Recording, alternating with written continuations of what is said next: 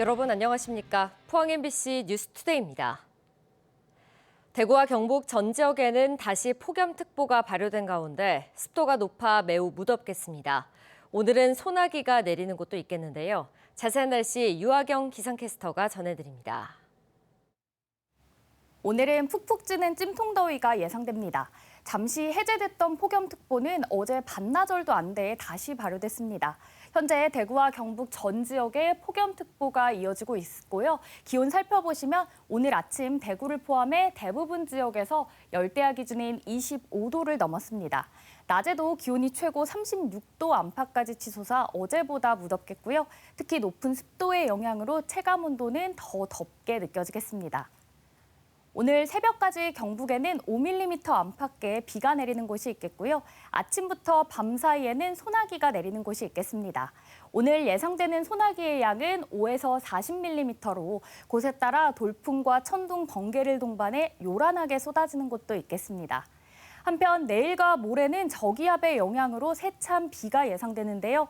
특히 내일 늦은 오후부터 밤 사이에는 시간당 30mm 안팎의 매우 강한 비가 내리는 곳도 있어 유의하시기 바랍니다. 이번 주 하늘은 대체로 흐리지만 습도가 높아 계속해서 무더위가 예상되고요. 내일과 모레 비가 내린 뒤 일요일 또 한 차례 비가 내릴 전망입니다. 날씨였습니다. 올해는 기록적인 폭염과 함께 바다의 고수온주의보가 일찍 찾아와 지난해에 이어 양식 어류의 대량 폐사가 시작됐는데요. 지난해 최악의 피해를 본 뒤 전기요금 할인이나 재해보험금 지급 기준 완화 등의 대책이 논의됐지만 정작 개선된 건 거의 없습니다. 장성훈 기자입니다. 지난 주말 포항 호미곶의 강도다리 양식장입니다. 경북 동해안에 올해 첫 고수온주의보가 내려진 가운데 바다 수온은 29.1도, 주의보 발령 기준 28도보다 1도 이상 높습니다. 고수온 발생 시기도 역대 최대 피해를 기록한 지난해보다도 일주일 이상 당겨졌습니다. 냉각기를 돌리고 액화산소를 공급하는 등 안간힘을 써보지만 어린 고기를 중심으로 폐사는 이미 시작됐습니다. 29.6도가 올라가고 난 다음부터 폐사가 늘기 시작하고 있거든요. 근데 오늘 다행히 떨어져서 그렇지 이대로 다시 수온이 고수온으로 올라가게 되면 폐사는 아마 몇 천마리대로 늘어나지 않을까. 어민들은 지난해 최악의 고수온 피해 발생 이후 전기요금 특례 할인과 재보험의 보상 기준 완화 등 제도 개선을 촉구했습니다. 취업 미수만큼 계산을 해서 금액을 다 따져서 보험을 다 가입했는데 현실적으로 취업을 보험 보상 받아본 사례가 아직 없어요. 저희 지역에서. 국내 어업 생산량에서 62% 이상을 차지하는 주요 국가 식량 산업이거든요. 산업의 보호 차원에서 특례 할인 적용이 좀 필요할 것 같습니다. 하지만 1년이 지난 올해도 별반 달라진 게 없습니다. 때이른 고수온과 폭염을 감안하면 올해 피해는 역대 최대였던 지난해를 능가할 수 있다는 우려가 나옵니다. 작년에 저희가 치해가 14만 미 정도 폐사가 났었는데 올해도 아마 그 정도보다 더 심하지 않을까 그런 예상을 하고 있습니다. 경북 동해안의 수조식 양식장은 반복되는 고수온 피해와 함께 줄줄이 문을 닫아 이제는 40여 곳만 남았습니다. 이들 양식장은 지난해 역대 최대인 어류 300만 마리 폐사에 31억 원의 피해를 입었습니다. MBC 뉴스 장성훈입니다. 국민의힘 이상휘, 충남 당진 출신의 더불어민주당 어기구 의원이 대표 발의하고 여야 국회의원 106명이 참여한 철강산업 지원을 위한 특별법이 국회에 제출됐습니다. 국회 철강포럼 공동대표인 이들 두 의원은 어제 국회 소통관에서 기자회견을 갖고 조강 생산량 세계 6위, 철강제 수출 세계 3위인 국내 철강사들이 공급 과잉과 탄소 규제, 미국 관세 50% 부과로 삼중고에 직면해 있다며 법안 발의 취지를 설명했습니다. 일명 K스틸법은 대통령을 위원장으로 하는 철강산업 경쟁력 강화 특별위원회를 설치해 5년 단위의 기본 계획을 수립하도록 하고 다양한 재정 세제 지원에 대한 근거도 마련했습니다. 의성 고운사가 지난 3월 산불로 큰 피해를 입은 사찰림을 불교 종단 최초로 자연 복원하겠다고 공식 선언했습니다.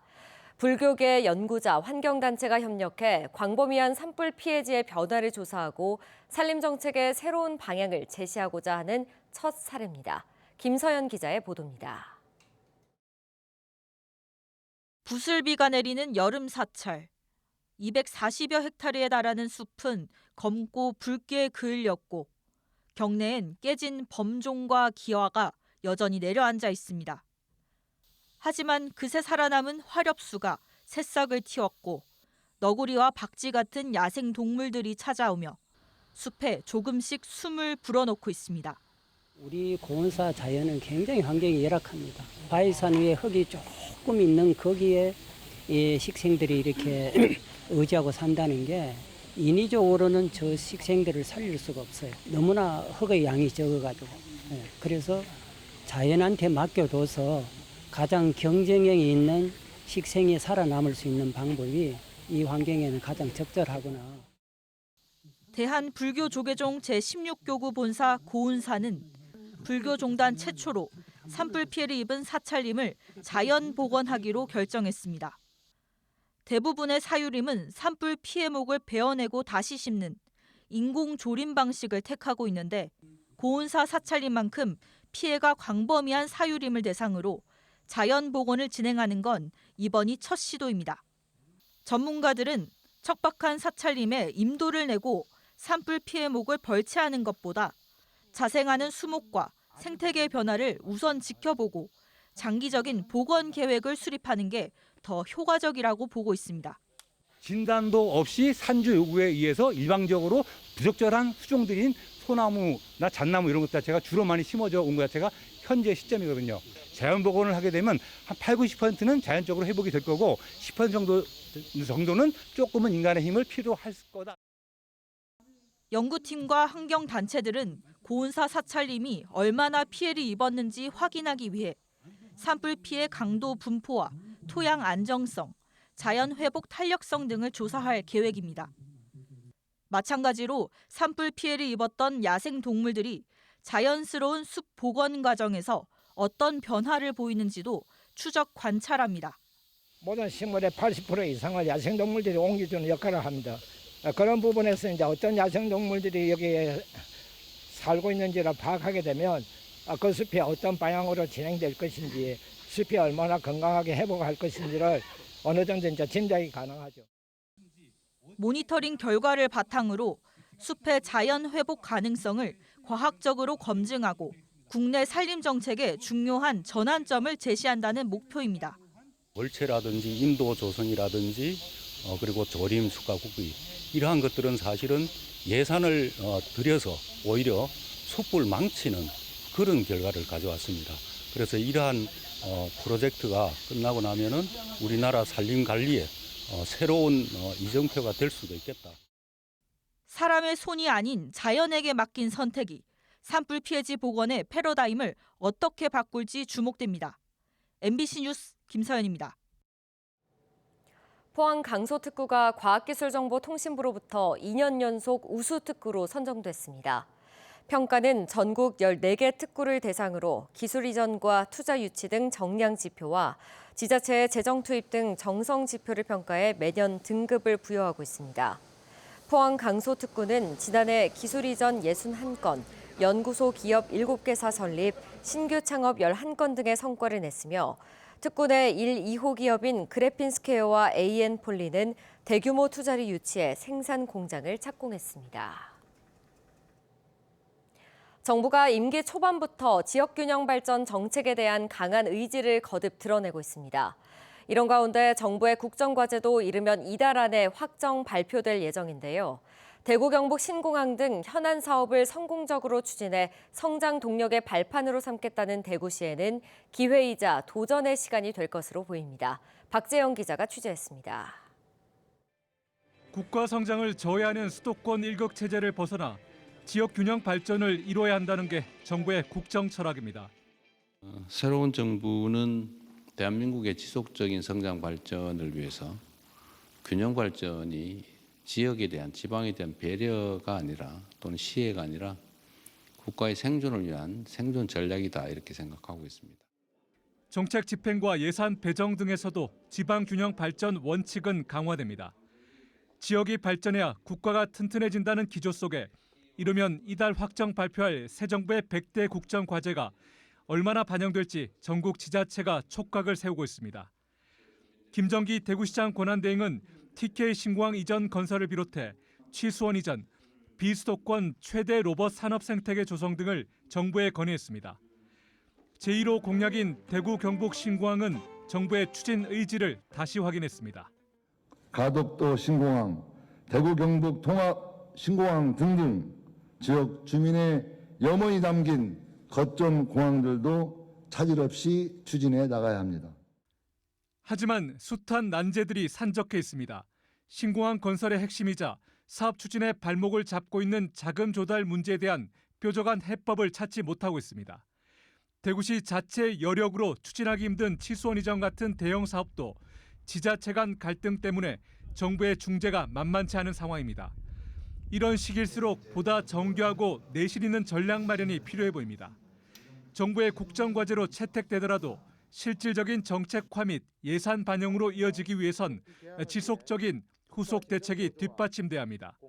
균형 발전 정책에 따른 정부 지원을 두고 지자체의 치열한 경쟁이 예상되는 만큼 성장 잠재력이 높은 분야를 선별해 선택과 집중의 묘를 살리는 공약도 요구됩니다.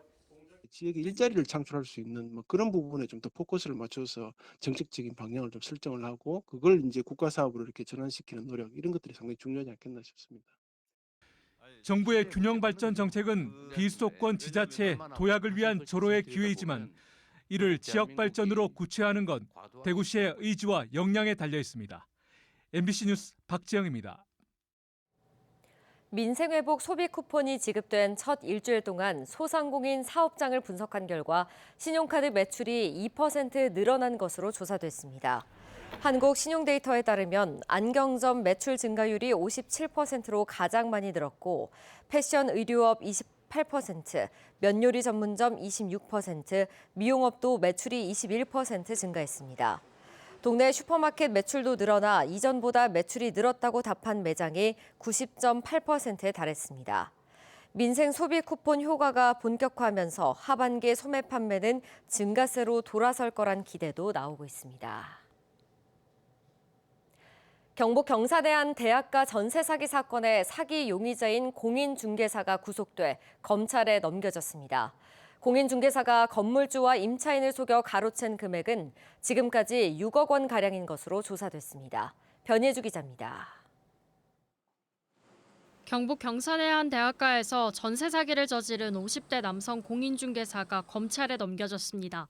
경북 경산경찰서는 이 남성을 사기와 횡령 등의 혐의로 구속 송치했습니다. 공인중개사는 건물주가 월세로 내놓은 부동산을 임차인에게는 전세라 속여 돈을 가로챈 걸로 파악됐습니다. 전세 사기 유형 중 하나인 이중계약입니다. 부동산 앞에는 이렇게 임대 현수막이 붙었습니다. 대구 MBC 보도 이후 공인중개사는 경찰에 붙잡혔습니다. 수사를 받다 한 달가량 잠적하기도 했습니다. 경찰 조사 결과 이 남성은 2022년 12월부터 올해 3월까지 임차인 10여 명과 전세 계약을 맺었습니다. 계약 당시 임차인들에게는 건물주에게 권한을 위임받았다며 속이고는 보증금은 자신에게 보내라고 했습니다. 위임장을 받아서 모든 권한을 다 하기 때문에 돈도 자기가 받아서 3월 말에 집주인하고 이렇게 정산을 하기 때문에 돈도 자기한테 보내면 된다. 이 동네 관행인이 안심하라고도 했습니다. 하지만 계약 사실은 건물주에게 알리지 않았습니다. 이렇게 가로챈 금액은 5억 원. 특히 건물주들이 공인중개사에게 위임한 건 전세가 아닌 월세 계약이었습니다. 공인중개사가 건물 계약과 관리를 도맡는다는 명목으로 1년에 2차례 건물주와 정산했는데 중개사는 이 틈을 노려 임차인들에게 받은 월세와 관리비를 포함해 1억 원가량도 챙긴 혐의를 받고 있습니다. 경찰은 또 다른 피해자가 있는지 수사를 이어가고 있습니다. MBC 뉴스 변예주입니다. 산업통상자원부가 주관한 산업단지 환경조성사업 4차 공모에 포항과 구미, 영천시가 선정됐습니다. 경상북도에 따르면 구미 국가일산단과 영천 첨단부품 일반산단에 4년간 각각 70억 원, 포항 4일반산단에는 3년간 20억 원 등 국비 160억 원이 지원됩니다. 이 사업은 산업단지의 문화, 복지, 편의시설을 확충하고 근로환경을 개선하는 것으로 입주기업 경쟁력이 강화될 것으로 기대됩니다. 포항시가 형산강 하류에 100억 원을 들여 만든 보트 계류장을 2년째 운영조차 하지 못하자 시의회가 감사원에 감사를 청구했습니다. 포항시의회 김철수 건설교통위원장은 거액을 들여 보트 계류장을 지어놓고 제대로 활용하지 않고 있고 계획, 설계, 시공, 운영에 이르기까지 총체적 부실이 드러났다며 감사 청구 이유를 밝혔습니다. 경북에서 농기계 전복으로 인한 사망 사고가 잇따르고 있습니다. 지난달 30일 청송군의 한 과수원에서 70대 농민이 농약 살포기에 깔려 숨지는 등 올 들어 7월까지 경북에서만 농기계 전복 등으로 24명이 숨졌습니다. SS기는 액체 농약을 가득 실은 상태로 좁고 경사진 과수원을 주행하면 전복 위험이 커지는데 안전벨트 등 보호장치는 없어 사고에 매우 취약합니다. 경북 농특산물 쇼핑몰 사이소의 올 상반기 매출액이 작년보다 40% 급증한 230억 원을 기록했습니다. 품목 가운데 주문수 1위는 문경의 오미자 닭갈비 밀키트 제조업체 여물개가, 최다 매출액은 참기름 들기름 제조업체인 칠곡의 농부플러스가 13억 4천만 원으로 1위에 올랐습니다.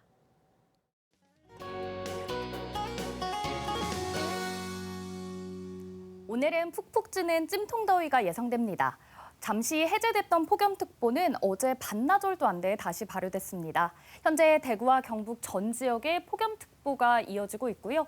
오늘 기온 보시면 아침에 대구를 포함해 대부분 지역에서 열대야 기준인 25도를 넘겼습니다. 낮에도 기온이 최고 36도 안팎까지 치솟아 어제보다 무덥겠고요. 특히 높은 습도의 영향으로 체감온도는 더 덥게 느껴지겠습니다. 오늘 새벽까지 경북에는 5mm 안팎의 비가 내리는 곳이 있겠고요. 아침부터 밤 사이에는 소나기가 내리는 곳이 있겠습니다. 오늘 예상되는 소나기의 양은 5에서 40mm로 돌풍과 천둥, 번개를 동반해 요란하게 쏟아지는 곳도 있겠습니다. 한편 내일과 모레는 저기압의 영향으로 세찬 비가 예상되는데요. 특히 내일 늦은 오후부터 밤 사이에는 시간당 30mm 안팎의 매우 강한 비가 내리는 곳도 있어 유의하시기 바랍니다.